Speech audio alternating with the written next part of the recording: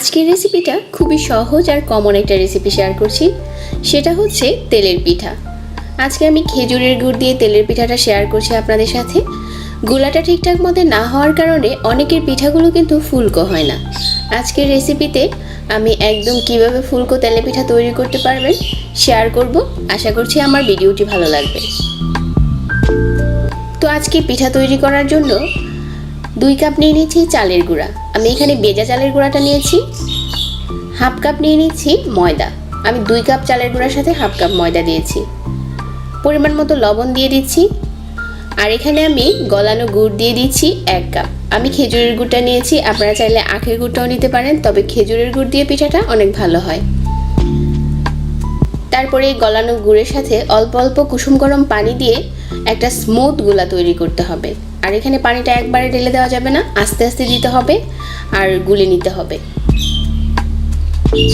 তো আমি একটা হ্যান্ড উইক্স দিয়ে খুব ভালো করে মিশ্রণটাকে একদম ঘন করে নিচ্ছি। আর তেলের পিঠার জন্য যে গোলাটা আমরা তৈরি করব, এটা কিন্তু অনেকটা গাঢ় আর ঘন টাইপের একটা গোলা হবে। আর এটা যত বেশি গুলবেন পিঠাগুলো কিন্তু তত ভালো হবে।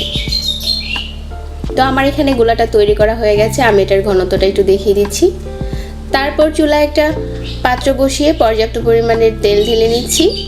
তেলের পিঠা কিন্তু ডুবো তেলে তৈরি করতে হয়। তারপর চামচ দিয়ে দিচ্ছি। তো গোলাটা যদি ঠিকঠাক থাকে, নিচে থেকে কিন্তু পিঠাটা এমনিতেই ফুলে উপরে চলে আসবে। 1 মিনিট অপেক্ষা করলেই পিঠাটা খুব সুন্দর করে ফুলে উপরে চলে আসবে। চুলার আঁচ কিন্তু লো মিডিয়ামের মাঝামাঝি থাকবে, একদম বেশি আঁচে তৈরি করা যাবে না। তো আমার এখানে পিঠাটা কিন্তু ফুলে গেছে। তারপর একটা পাশ যখন খুব সুন্দর করে লাল হয়ে যাবে, ওই পর্যায়ে হচ্ছে পিঠাটাকে ধরে উল্টে দিতে হবে।